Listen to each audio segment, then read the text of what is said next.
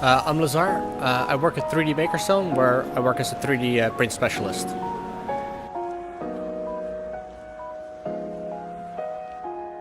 I think it's a really well-built kit. It's got really high-quality components, and it's pretty easy to put together and understand how it's working. So I had a lot of fun making it. So this is the enclosure. As you can see, it lifts up to open up the printer. We're doing a pretty big sign for one of the streets around here. This is going to be the street sign. It's about 70 centimeters wide, which fits nicely on the build surface. It's currently equipped with a single extruder. The second extruder we want to put on a later stage, but we want to first experiment with how the single extruder works, make sure everything is working fine. So far so good. So in the next day or so, we're going to set up the second extruder.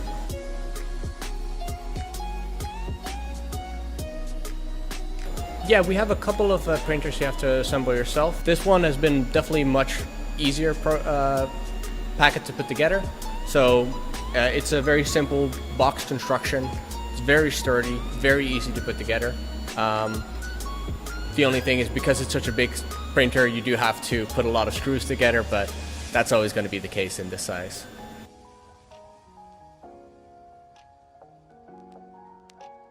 Yes, I would recommend this to anyone wanting to get into a more advanced 3D printing.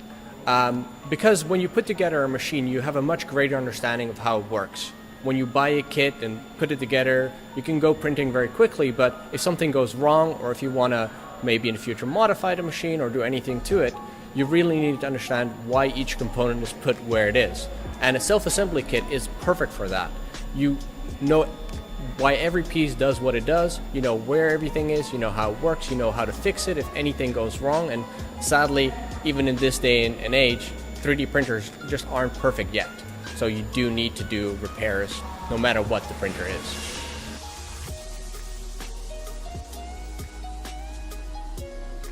I'd say the support is pretty good. I've been in contact with their support team a couple of times because there were a couple of things I wasn't sure about there, but they were really quick to respond to me, get back to me, and also fix it for future people. They have a really good online guide that takes you step by step through the entire process, and it seems to be getting updated and clarified on those couple of things that weren't quite sure for me. But now when I went to it a second time just to make sure everything was followed up on, everything was fixed, that I noted.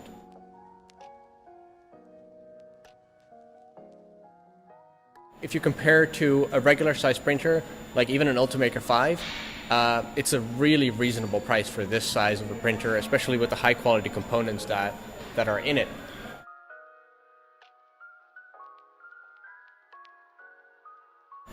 I'm a really big fan of the high wind rails. Like, if you're going to put in linear rails, you need to put in good quality materials. If you're going to put in a linear rail, it needs to be a good quality linear rail and not a cheaper Chinese knockoff.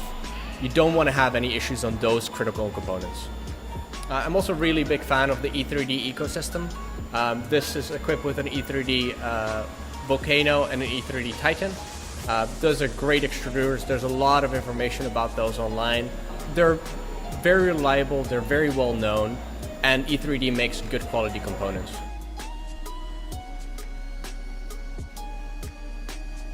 In an environment like this is a pretty big factory hall.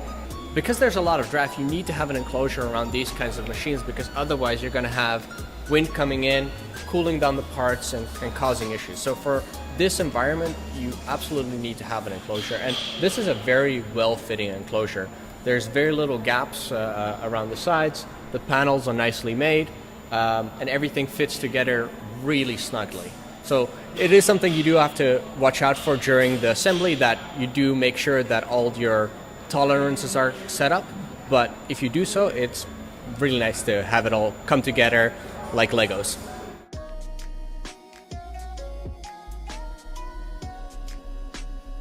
Let me tell you about all the extras that are on here. I'm really happy it has automatic bed leveling.